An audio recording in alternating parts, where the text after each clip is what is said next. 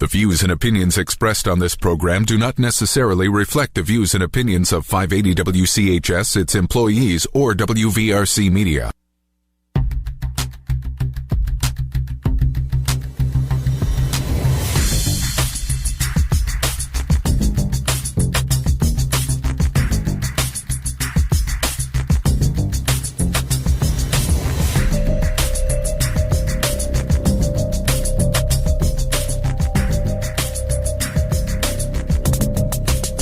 And a very pleasant morning to you. You're listening to Ask the Expert, WCHS, the voice of Charleston. I'm Dale Cooper. A little bit of a different expert this morning.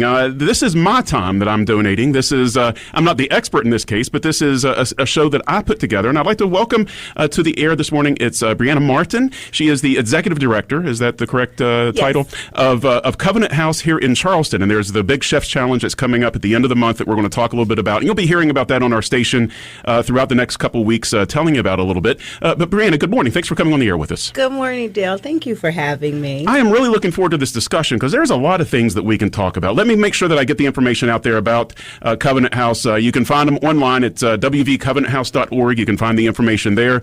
You can easily navigate to the Chef's Challenge from the main page there if you'd like to do that. So you can find out information about the Chef's Challenge. You can get tickets for that event.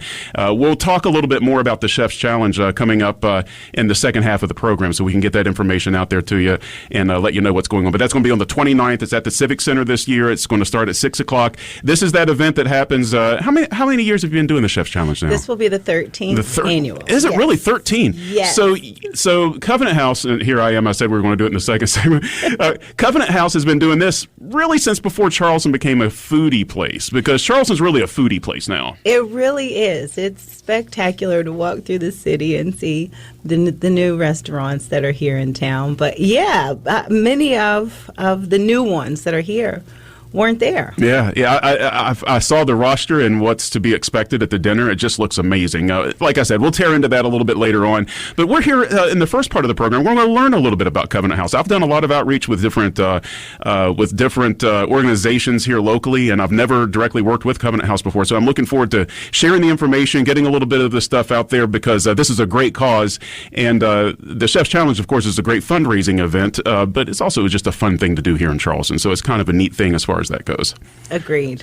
So let's talk just a little bit. Let's talk about your background a little bit first, if you don't mind. Sure. I think that it's a nice story because, as I learned this morning, you've been with Covenant House for a long time. I have, Dale. I've been there working into my 17th year. So I've done many of the programs within our agency, and stepping into the role of executive director last year was one of the roles I hadn't touched. So all the things I've learned, it's been an interesting experience. That being said, you have a rich history with Covenant House, about 2 decades into the thing, I think. You've been championing the rights of West Virginians all along this time. How do you think your experience working outside of the director role is going to help you inform you here? You know, Dale, it gives me, I think, a full rounded perspective in working in the field, boots on the ground, and working with people from all walks of life. Again, I've worked almost all programs within Covenant House, and so I think when I kind of step back and look at where I am now, I understand and realized what the benefit was of working all those different programs, because it has helped to mold me into what I am today. That makes a lot of sense. And you mentioned in an article that I read, or I think it was the interview that you gave when you accepted the position, that a true leader leads by example. And Covenant House has been in the Kanawha Valley for 4 decades, for 40 years. I mean, you've been here locally, been part of the tapestry of helping out those that are in need here. What do you envision under your leadership? What are some of the things that you would like to tackle? You know, we specialize in food, housing, and health care, and particularly so, the food, it pulls at my heartstrings. That's one of the major components that when I first stepped into this role at Covenant House, I was the outreach worker. And so I came out into the field and would be at Man a Meal for breakfast and lunch, and that's what helped me. I mean, I'd come from other organizations where I was immersed with, working with the population, but just that breaking bread and the things you learn about people and their experiences and their walks of life, it's something that just organically develops when food is involved. And it's ironic that Chef Challenge will be happening around food. And so it's kind of a full-rounded experience. And food is what allowed me to build the relationships that I still hold true till today.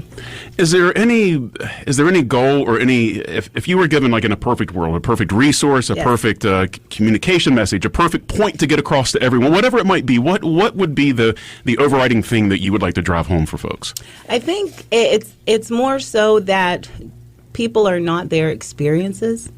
And I think oftentimes that it can be misconstrued by someone who has not walked that walk or been dealt that hand, or maybe it's knocked on their front door, a shortcoming. And I think we can be a judgmental people at times, and not knowing a person fully or holistically, but quick to assume something about their lives. It's easy to do. Absolutely. Yeah. And so I think it is just one of those things where I think people, before they, and it's difficult to do, but before they interject themselves into someone's life, whether it just be a simple statement or an action, is to just pause for a moment and really think of what that person may have gone through that's led them to their current situation. And just because they're in that situation doesn't make that person who they are.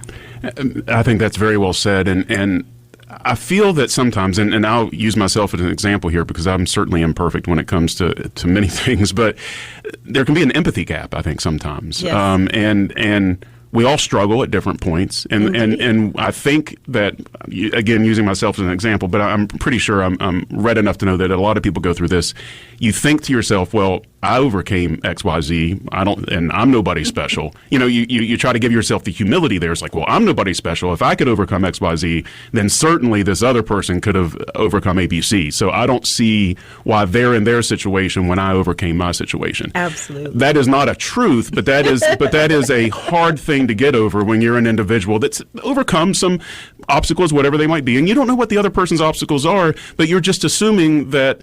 And it might even be a false sense of humility to some way, because you might be actually quite proud of your accomplishments, but you're like, well, if I could do it, like I lost a ton of weight. I lost 140 pounds. Yes. I can't really humbly be like, well, if I can do it, anybody could do it. It was hard, but people kind of want to hear you say, oh, it's easy. Yes. I mean, if I could do it, then definitely anybody can. Yes. And I think that empathy gap is something that my guess is it's hard to get across. It is. And I've worked in this field even before coming to Covenant House. I was still working in this field, so I know what that can feel like for someone just to wear so thin that enough is enough. But again, what we don't know is the baggage that someone has carried with them and for how long. And oftentimes that baggage is something that they didn't ask for but got unloaded on them.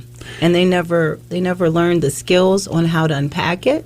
So they themselves carried that with them and then picked up their own along the way, which made the trip extra heavy. Yeah, you make a really salient point there, and this is something not that I equate adults that have had hard times or even youth that have had hard times with my child. I have a 5-year-old child. She's a smart kid or clever, wherever that falls. But as being a somewhat older parent, I had her when I was 44. I'm 49 now, just turned 49, and she's 5. So there's a decent gap there, Well, thank you. I appreciate that. There's a little bit of a gap there. When I was 5, it was a long time ago. I mean, it was literally a long time ago when I was 5 years old. It's been a long time since I knew 5-year-olds. So sometimes she's so clever that I'll set up a situation where I just assume that she'll do the next progressive thing, that she has the life experiences to do what I expect her to do. And then I'm like, what are you doing, kid? How come you? And then I'm like, wait a minute, nobody ever told you to do that? Nobody ever showed you? I just assumed because you knew to do a couple of other things that you must know how to do this as well. But there are people that come up fully grown or come to a point where they're in adulthood or something else. They miss some of those basic skills. Indeed, they do. I've encountered, over the years, I've done just a little bit of everything, but I've met individuals who have been more or less revered all their lives with their parents. And their parents pass, and there they are. They've never paid a bill. They've never balanced a checkbook. They've never maintained a bank account.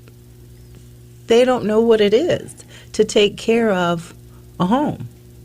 So quickly, their world can spiral out of control. And if potentially there were any type of compromised mental health involved, which could have been the reason why the parents ended up taking care of them for all of these years, then this individual, once they reach this state that their support system has now been compromised, they have no navigation skills to navigate life, which can lead to some unfortunate situations and circumstances. And I've seen it happen more than once. I had a moment of empathy yesterday, and it's not that I only have one, but it's just because I was kind of preparing for this interview, and when I have those things in mind, sometimes I'm extra observational over certain things. I was walking downtown Charleston. I saw it was a young couple. They were in an older car, and you could tell that they probably lived out of the car. The car was like a hatchback type thing. It was full of stuff that was in the back. They were sitting in the front. They were a relatively young couple. Both of them were on their phones.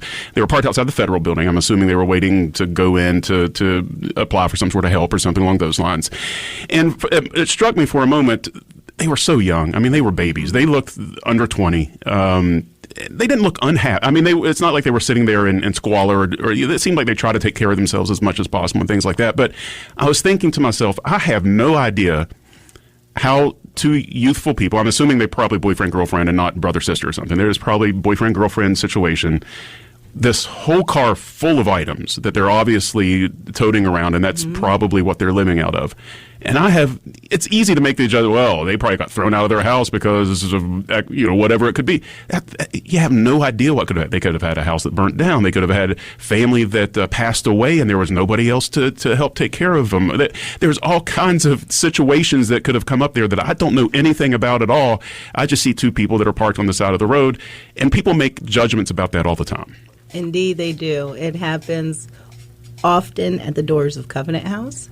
There could be someone who comes, and for whatever reason, many of our programs operate off of federal and state funding. And with those grants that we receive, they have specialized criteria to qualify, so not everyone qualifies. Well, people are really nice until you have to tell them, unfortunately, no. And then out of the mouth, things that are said, and it's very judgmental things, and we try our best, I'll say, to bring back the perspective and try to calm the situation and diffuse it as best as possible.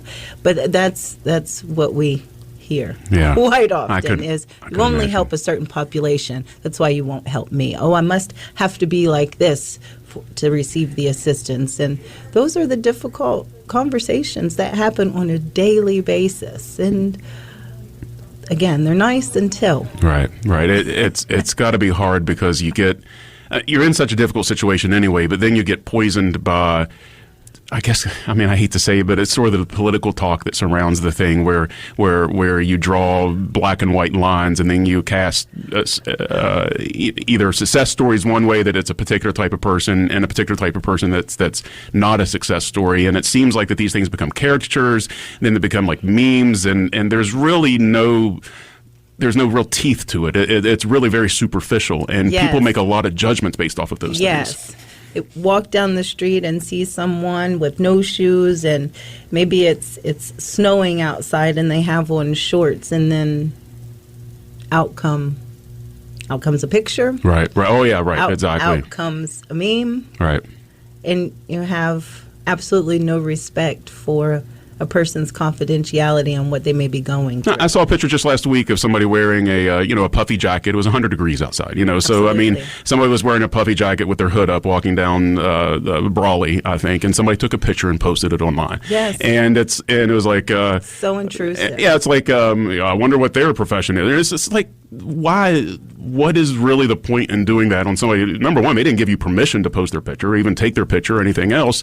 And yes, it's 100 degrees outside, and you wonder, it's like, that's got to be hot. But if you don't have a way to carry stuff and you don't have somewhere to put something, I mean, what else are you going to do with maybe one of your only possessions that has real value, especially when the weather does turn? In 3 months, you're going to need that jacket. You can't stuff it in like a bus locker or something like that and hope it's still going to be there when you come back. So what do? You wear it. That's right. And in all of that, is he harming you? Right, exactly. It doesn't do anything to you. He's not done a single thing to you, but it's interesting that you make that point, because when I started at Covenant House, my job at the time was an outreach worker. So as I spoke of going to Man-O-Meal, that was what my director at that time informed me was, your job is not in the office. Your job is outside in the streets of Charleston. And so I made it my business to make that my job. And so when I would go out, that's pretty much what I would do is I would walk from Covenant House. I would walk to Man-O-Meal. I would sit there for breakfast. I would leave breakfast, and then I would walk back to Covenant House with everyone who was in Man-O-Meal having breakfast. But that's how you get to learn people and know people, and they begin to open up, and there's a rapport that develops, and before you know it, you can get almost anything and everything out of someone that you may need as far as information-wise to begin helping them, if that's what they're looking for. I would come back over and do the same thing at lunch, and then I'd walk into town intentionally looking for someone who may be new to me, new to the city, and dressed more or less what you might say inappropriate for the actual weather or the temperature outside, just as you speak of this gentleman, because those would be the individuals that I would want to interact with, so that maybe, just maybe, one conversation or two conversations could lead that person to services. And so it's building blocks and steps that you navigate along the way, and you learn how to interact with almost anyone and everyone you come in contact with. It's odd, the places in life that you can be humbled from. There's a employee here, an employee of mine, a coworker, a guy I've known forever. He's a friend, and he works for me here. He works for me in the evenings, and he was helping me with an event a couple weeks ago, and we were just kind of chatting at the event. It was live on the levee, so we were out, and a couple people came up and talked to us that were part of the Charleston community, one way or the other, that are probably from the unhoused. Absolutely nothing. It was just normal conversation. They would come up and talk, and maybe got a hat or a T-shirt or something like that. No issue at all. But what I found is my buddy, who's the friendliest guy on the face of the planet, knew them all, knew everybody by name, or they knew him by name or something like that. And so as they were coming up, he was like, "Oh, hey buddy, how you doing?" And just everybody was coming up and talking to him. And I'm not an unfriendly person, but I'm not somebody who is necessarily always on the outreach. I'm not somebody that's necessarily always like, "Oh, hey, how you doing? My name is," but apparently he is, because he knew everybody. And it was actually a very interesting experience.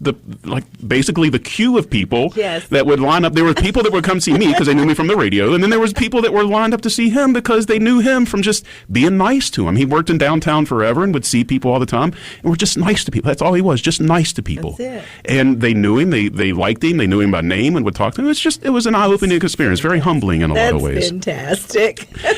We'll take a break here in just a few moments. We'll come back and talk about the Chef Challenge. We talked a lot about Briana and her history, kind of her concept behind running Covenant House. I do want to get some information about Covenant House out there, just in case you don't know exactly what Covenant House stands for. I have some baseline information across the U.S. It's been here in the Kanawha Valley for over 40 years from the information that I found. And this is the one thing, as far as the mission goes, is the national mission statement the same in every locality, or do you modify? That's what I wanted, because the national mission statements is all like or not all, but it incorporates a lot of runaways and trafficking and things like that, which I know isn't something that you ignore, but it seems like that's probably not the forefront of what we do here. So we are not part of the national or international Covenant House. We are Covenant House of West Virginia. So is that separate? We are standalone. Yes. So it's not related at all? No, not at all. And it's interesting that you say this, Dale, because years ago, when our former executive director, Ellen Allen, was there was some literature and mailings that I guess it kind of got washed in with West Virginia Covenant House, and it was speaking of the Covenant House in New York, and there were actual donations that were sent to New York City. Yeah, we want to make sure that were supposed to or were earmarked for West Virginia Covenant House, but they ended up going to New York City, and New York City did not return those funds. But, we had to, Covenant House, we did an appeal. We did a blast on our website, on our Facebook page. And if I'm not mistaken, our former executive may have put something in the newspaper just letting individuals, because we got several calls. I can see how that could happen. I mean, I did a decent amount of research and I made the mistake, so I could see how that could happen. Yes, when people found out that their West Virginia dollars went to New York, they were very up in explicitly, arms. yeah, that's not great. Very much so. So we had to make that clear distinction that we are, and that's how we identify the Covenant House here, by putting WV or West Virginia in front of it. So as far as your mission statement here then goes, what is your presiding mission statement?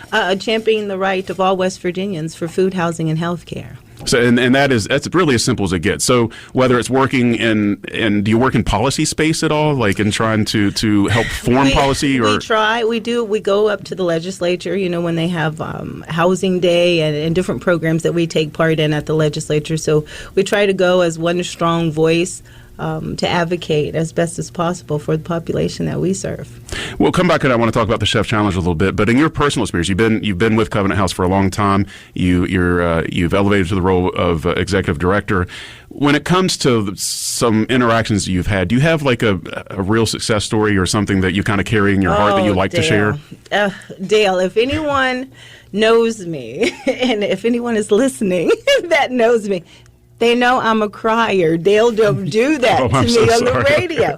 It's just, to end up with a longevity in this field, because you run into some difficult and trying days and months and years, and those begin to weigh on you just wonder if there are times where you ask yourself, are you really making a difference? But then there are just those few little moments, those inklings of light that pop through that remind you why you're there.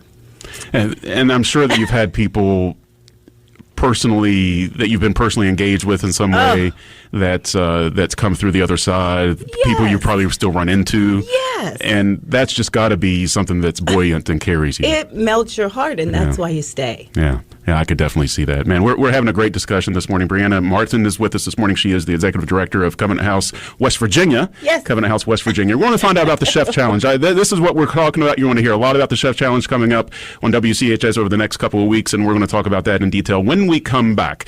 You're listening to Ask the Expert this morning, but really this is just Coop's show. We wanted to talk a little bit about Covenant House, and I'm glad that Briana Martin is here with us to do that. So we'll take a break and be back right after this. You're listening to 580 WCHS, the voice of Charleston.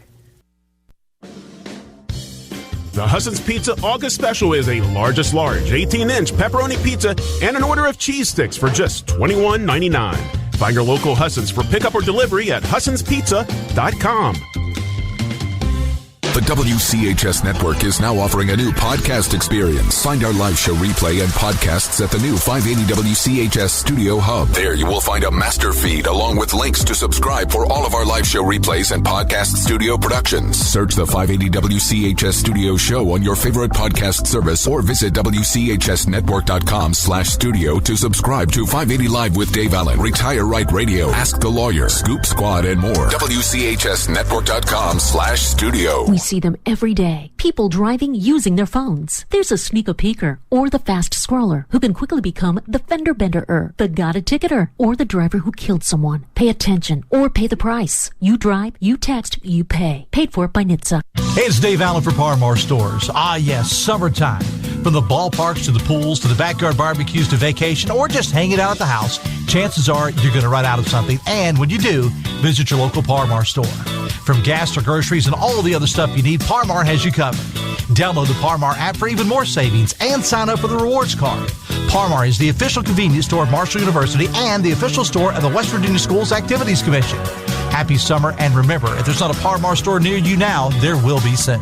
Elevators. You take them for granted until they let you down. If you're working to maintain a stellar reputation, then let me introduce you to DC Elevator. We want to work with you to make sure your people get where they are going. What could be better than a new company coming to the area and already having 45 years of experience? DC Elevator is bringing a new culture of elevator maintenance, repairs, modernization, and installation to West Virginia. Don't leave your people hanging. For a free consultation, call DC Elevator at 304-345-7222. Couple of earlier accidents. They may still be on scene at 33rd Street and McCorkle Avenue in Kanawha City. That's going to be near the Starbucks near Memorial Division. Also an earlier accident, 3845 Indian Creek Road in Milliken. Crews are going to be out today, so if you do see them, remember to slow down and move over if you can. And 2 disabled vehicles, one on 119 South north of Waterways and the other on 119 north at the Quarter G Access Road. From the WCHS Network Traffic Studio, Jenny Murray.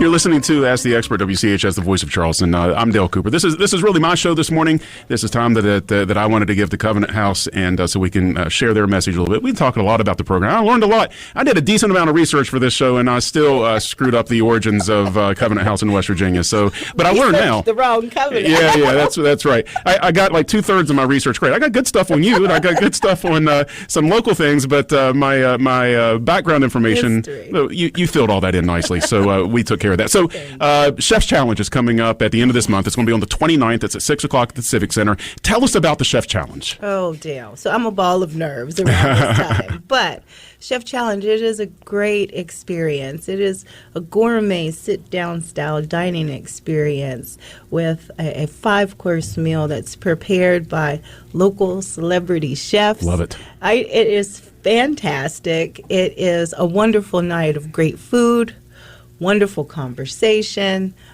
Typically, and we have our honorary chair this year. Oh. And our honorary chair is none other than our very own Chef Paul Smith. Very nice, very nice. Chef of the Southeast. He's been participating with Chef Challenge for years now. So this was just an extra little step for him, which made it really nice. But we'll be at the Coliseum and Convention Center this year. We had been there years ago. I don't think we've been there since maybe 2017, but it will be roughly 350 guests, and we will be served a premier meal on August 29th. I promise you'll not be able to get one better that evening. But the challenge of it is not necessarily a challenge between the chefs, but it's more or less a challenge with the food. Yeah, right. Because the idea is chefs get an idea of what we have on the shelves of our choice pantry and coming up with a course basis of what was on that shelf. That's what I love about it, right? And turning it into something that can still be fine dining. If you watch MasterChef, this is like a mystery box challenge. Yes, it's exactly what it is. It's exactly. I'm a nerd about food programs, so that's like one of those things. It's like, man, it's like a mystery box challenge. I can't wait. Them too. I love it. It excites me. So I watch those things for hours. I know, my wife and I do too. It's just one of our favorite pastimes. So if folks want tickets, how much of the tickets are donations. So this helps Covenant House. Yes. It's not, you're not paying for the food. You're paying for a donation to Covenant House. No, actually the chefs, they donate their skill and the food and their time. And this year we will have Carver Culinary Program joining us. They were Wonderful. with us last year, and they supported the chefs in plating the food. This year they'll also do that, but they'll also be preparing some courses. So they'll be doing the past hors d'oeuvres for us this year. So we are very, very excited. They were spectacular last year. Who are preparing the food for us for Chef Challenge. And so it's like a well-rounded experience that they will fill the shoes. That's amazing. And they soon become the celebrity chefs who are participating in Chef Challenge. There's such inspiration in our region now when it comes to food. And Chef Paul's been here for a long time, and I kind of feel like Chef Paul probably, maybe because I know him, I feel like, though, that he kind of led the charge on not only being a great chef with a great history. I mean, he's gone to all the schools and everything, but also of being somebody that decided to wrangle with the public aspect of things. And I knew Chef Paul back, we started doing some stuff on the radio 10, 11 years ago, and that was sort of his mission. He wanted to communicate his food passion, and he's done a great job in doing that. And events like this, I think, are great. By the way, you can go to wvcovenanthouse.org is where you can go. You can go to Chef Challenge. You can get your tickets there. They're $125 to get your tickets. And again, that goes to Covenant House. It's not paying the wages of the chef. It's not paying for food. This is a donation for Covenant House. This is a big fundraiser, and that's when you think about a 5-course meal prepared by, in some cases, James Beard nominated chefs, and all of the great chefs in our region. That's going to be delivered to you over the course of those couple hours. That's really quite a bargain. Especially, and this didn't go up with inflation. So I also have to mention, not much, I also have to mention that this isn't all that far removed from just a regular restaurant meal anymore. You got that right. And we try to keep it. We try to keep it realistic. We do know that there are many families who have yet to fully recover from the effects of the pandemic. And so we'd like to keep it realistic, and we'd like to keep it light and lively, and we'd like to keep people coming to give for a great cause. What I spoke of earlier is many of our programs are grant funded. So that means everyone who comes to our doors may not qualify for that particular pot of money. But the proceeds that are generated from Chef Challenge, they're non-discretionary funds. So we have the ability to fill in gaps where we may not be able to meet someone's needs. Because you don't have to be federal underwriting or something like that for it. Oh, makes sense. Okay. So it's big. This fundraiser, it's really big to Covenant House for those reasons. Oh, I'd never even thought of that perspective before. Having money that you're free to use is really different than having ones that are attached to specific programs. I didn't even think about that aspect. So this is such a great cause. You can go to Covenant House. It's wvcovenanthouse.org. I'll get all this information out on our social media today too, so you can find all this, and we'll be sharing it over the course of the next couple of weeks. So you're not going to have a hard time finding this information, but I want to make sure that you do know where to find it if you want to. It's wvcovenanthouse.org. There's a big link up there for Chef's Challenge. You can go to that, and you can find your tickets there. $125 a piece will go to Covenant House, and it's this free use money that's going to help many individuals in our community. And I'm just looking forward to, because I know it's a great place not only to make the donation to Covenant House, but the people that come out are usually the people you want to talk to, people that do this type of thing a lot. As far as, I don't want to call it networking, because that's not really the way I see it. It's seeing the friendly, familiar faces that maybe you don't always see in the same place all the time. Yes. They're all going to be there. It's all the peeps, man. All the peeps are going to be there, and you can kind of say hi to everybody. That's right. And that's what I like about it. That's right. It's the charitable hearts of Charleston, I guess. It's perfect. Yeah. Perfectly said. So the Chef's Challenge is coming up. It's going to be on the 29th of August. We're just a few weeks away from that now. It's going to be at the Civic Center from 6 until 8. You can get your tickets at wvcovenanthouse.org. That's wvcovenanthouse.org. They're $125 a piece. Tax deductible, of course, so you can so that can be part of your just your charitable giving that you do every year. And we'll have more information throughout the course of this week on WCHS, or this month on WCHS. I think that we're going to have some folks over on Dave Allen's show coming up. Chef Paul is going to be on Hotline statewide with some representatives. We'll talk about that a little bit later on. So we're going to get plenty of information out about the Chef Challenge in Covenant House. But I just wanted to use this near the beginning of the month to sort of introduce the thing, and then folks will be hearing about it throughout the course of the next few weeks. So thank you so much for coming in this morning. I had a great time. I learned so much about Covenant House and yourself, and they're in good hands. I can tell how passionate you are. Thank you so much. Thank you very much, and thank you to the listeners. That's Briana Martin. She is the Executive Director of Covenant House, West Virginia. Covenant House in West Virginia. Once again, it's wvcovenanthouse.org. You can find tickets to the Chef's Challenge over there. Coming up next is going to be ABC News, followed by local news. Dave Allen with 580 Live after that, and then Hoppy Kercheval at 10:06. I'll be back at 3 o'clock this afternoon with Dave Weekly for Hotline. Everybody, have a great day. You're listening to 580 WCHS, the voice of Charleston. You made this happen. All your friends seated together, ready for the game. Vivid Seats makes it easy to get great deals on great tickets while making you the MVP. Vivid Seats. Real rewards for real fans. Get tickets now.